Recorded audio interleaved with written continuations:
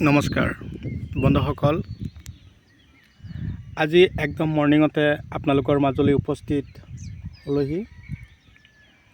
আজি মোৰ আলোচ্য বিষয় হ'ব বৰ্ষাকালীন বেঙেনা খেতি। তো বৰ্ষাকালীন বেঙেনা খেতি মানে তুলনা কৰিব পাৰি ৰজা বেঙেনা খেতি। তাৰমানে বৰ্ষাকালত বেঙেনা খেতি কৰি যদি আপোনালোকে ভাল দাম পায় তেনেহ'লে আপোনালোকে বহুত উন্নতৰ ফালে গতি কৰিব পাৰিব। তো প্ৰথমতে এই বেঙেনা খেতি কৰিবলৈ হ'লে আমি কি কৰিব লাগিব, কি ধৰণৰ পদক্ষেপ হাতত ল'ব লাগিব, কেনেকুৱা ধৰণৰ মাটিত আমি বেঙেনা খেতি কৰিলে আটাইতকৈ লাভান্বিত হ'ব পৰা যাব, সাৰৰ পৰিমাণ কিমান দিব লাগিব, গছৰ বয়স কিমান হোৱাৰ পিছত কিমান দিন হোৱাৰ পিছত গছত ফলন আৰম্ভ হ'ব। ইয়াত অলৰেডি 1.5 বিঘা মাটি বেঙেনা খেতি কৰা হৈছে। গছৰ যিটো গ্ৰোথ বহুত ধুনীয়া আছে। এতিয়া কি কৰা হ'ব, দুই ফালৰ পৰা ডুং উঠাই ভেটি সহকাৰে বনাই দিয়া হ'ব। কিন্তু যিটো মাটিত বেঙেনা খেতি কৰা হৈছে বালিয়হীয়া, তাৰমানে পানী জমা নোহোৱা এঢলীয়া মাটি, বৰ্ষাকালীন চব্জিৰ কাৰণে এই মাটি বৰ উপযোগী। তো খেতি কৰিছে ঠিকেই আছে, কিন্তু এটা কথা লক্ষ্য কৰিব যাতে খেতিত পানী জমা নহয়। আৰু লগোৱাৰ পদ্ধতিটো এইটো ভিডিঅ'ৰ মাজতে আপোনালোকক ধুনীয়াকৈ কৈ দিম। কথা হ'ল আপোনালোকে ভিডিঅ'টো স্কিপ নকৰিব, A to Z কথাখিনি গুৰুত্ব সহকাৰে আপোনালোকে শুনিব। A to Z কথাখিনি যেতিয়া আপোনালোকে গুৰুত্ব সহকাৰে শুনিব, আপোনালোকে আৰু বেলেগ ভিডিঅ' চোৱাৰ কোনো প্ৰয়োজন নাহিব। আপোনালোকে মোৰ এই ভিডিঅ'টো চোৱাৰ পিছত আপোনালোকে নিজাববীয়াকৈ বেঙেনা খেতি কৰিবৰ কাৰণে আগ্ৰহী মনোযোগী হ'ব। বেঙেনা যিটো খেতি কৰি মানুহে বছৰেকত বা 6 পৰা 7 মাহৰ ভিতৰতে লাখত টকা উপাৰ্জন কৰিছে। তো আমি অযথা সময় যাতে নষ্ট নকৰোঁ, আমি যাতে খেতিৰ লগত জড়িত হৈ থাকোঁ, খেতি কৰি যাতে আমি সকলোৱে সফল হ'ব পাৰোঁ, মই তাকে কামনা কৰিছোঁ। তো ইয়াত যিটো বেঙেনাৰ পুলি লগোৱা হৈছে বা এইটো খেতিত যিটো বেঙেনাৰ পুলি দিয়া হৈছে, এইটো হ'ল চৈতি বেঙেনা, কিন্তু বহুত ভাল লাগন দিয়ে। গছ সৰু থাকোঁতেই গছত ভাল ফলন দেখুৱায়। তো কথা হ'ল আপোনালোকে যদি মোৰ ভিডিঅ' ইউটিউব চেনেলত চাই আছে তেনেহ'লে মোৰ চেনেলটো আশা কৰোঁ ছাবস্ক্ৰাইব কৰি দি আপোনালোকে মোক উৎসাহিত কৰিব, আৰু কাষত থকা বেল ঘণ্টিটো বজাই দি আপোনালোকে মোক আগুৱাই লৈ যাব।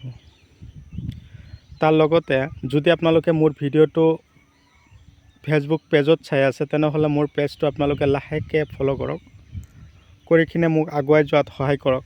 আপোনালোকৰ এটা ফলোৱাৰ্ছে, এটা ছাবস্ক্ৰাইবে মোক বহুতখিনি আকৰ্ষিত কৰিছে, বহুতখিনি উৎসাহ দিছে, যাতে আপোনালোকৰ উৎসাহৰ ফলত মই আপোনালোকৰ কাৰণে ভাল খেতিৰ ভিডিঅ' বনাই আপোনালোকলৈ আপলোড দিব পাৰোঁ, আপোনালোকৰ ফালে পঠিয়াব পাৰোঁ। আপোনালোকেও যাতে এনেকুৱা ধৰণৰ উন্নত ভিডিঅ' চোৱাৰ পিছত আপোনালোকেও খেতি কৰি সফলতা অৰ্জন কৰিব পাৰে, মই তাকে কামনা কৰোঁ।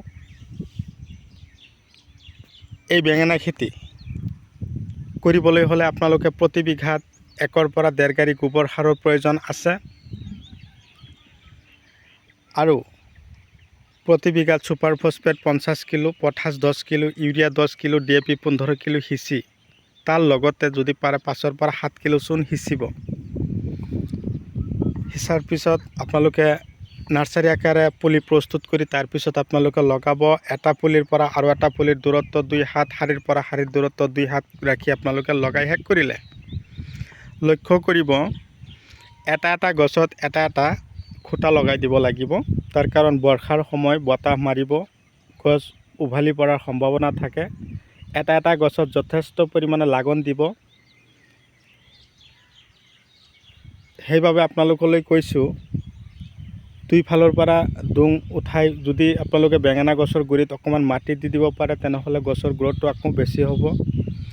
আৰু যেতিয়া সেই দুইফালৰ পৰা মাটি উঠাই কিনে আপোনালোকে ভেটি সহকাৰে বনাই আপোনালোকে মাটি উঠাই দিয়া ব্যৱস্থা কৰিব। তাৰ আগতে আপোনালোকে উন্নত ধৰণৰ ফাৰ্টিলাইজাৰ দিব।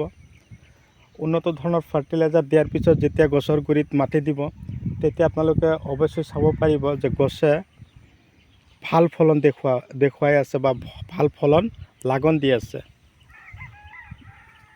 আৰু খুঁটা দিয়াৰ লগে লগে গছৰ গুৰিত খুঁটাৰ লগত বান্ধি দিব যাতে উভালি নপৰে, তালৈ লক্ষ্য ৰাখিব। আৰু বেঙেনা গছৰ আটাইতকৈ ডেঞ্জাৰ পোকটোৱে হ'ল বগামাখি আৰু লেদা পোক। এই লেদা পোক আৰু এই বগামাখিয়ে কি কৰে, বগামাখিৰ কাম হ'ল গছৰ পাতবিলাক ফুলাই দিয়া, হালধীয়া কৰা, আৰু লেদা পোকৰ কাম হ'ল এই এনেকুৱা ডালবিলাক ফুটা কৰি দিয়ে আৰু গছৰ আগবিলাক নষ্ট কৰা। লগতে দুটা এটা বেঙেনা যে এতিয়া লাগন দিব তাক ফুটা কৰা। এইবিলাক আঁতৰাবৰ কাৰণে কোন ধৰণৰ মেডিচিন দিব।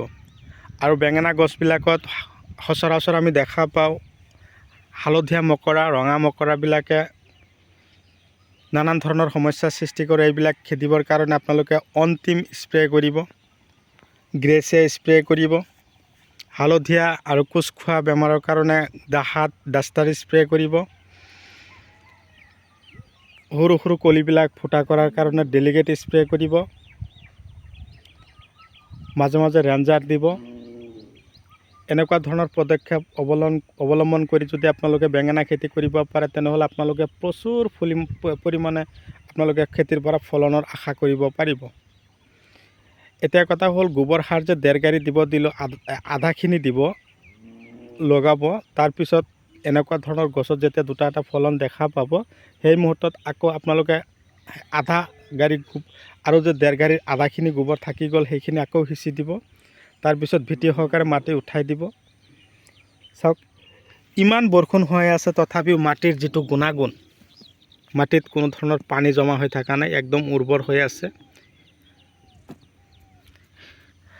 আৰু এই বেঙেনা গছবিলাকৰ এটা লক্ষণ দেখা পাব, গছৰ গুৰিৰ পৰা কলা কলা বা গছটো ফাটি যোৱা সমস্যা দেখা পালে আপোনালোকে লক্ষণ দি বা জুডিঅ' পাৱাৰ স্প্ৰে কৰিব। ভিডিঅ' চাই কেনে পালে কমেণ্ট কৰিব। যদি আপোনালোকৰ এনেকুৱা ধৰণৰ উন্নত ফাৰ্টিলাইজাৰ, উন্নত মেডিচিনৰ প্ৰয়োজন হয়, মোৰ নিজৰ খেতিত মই যিবিলাক ফাৰ্টিলাইজাৰ, যিবিলাক মেডিচিন ব্যৱহাৰ কৰি আছোঁ, যদিও আপোনালোকে ভাবিছে যে মই মোৰ নিজৰ খেতিটো সেইবিলাক ফাৰ্টিলাইজাৰ মেডিচিনবিলাক ব্যৱহাৰ কৰিম, তেনেহ'লে আপোনালোকে 70002163 মনত ৰাখিব। এইটো নাম্বাৰত আপোনালোকে হোৱাটছআপ কৰিব, যোগাযোগ কৰিব। মই আপোনালোকক এনেকুৱা ধৰণৰ মেডিচিন ফাৰ্টিলাইজাৰবিলাক দিবৰ কাৰণে প্ৰস্তুতি ল'ম। তো আজিলৈ এইখিনিতে সমাপ্ত মাৰিছোঁ।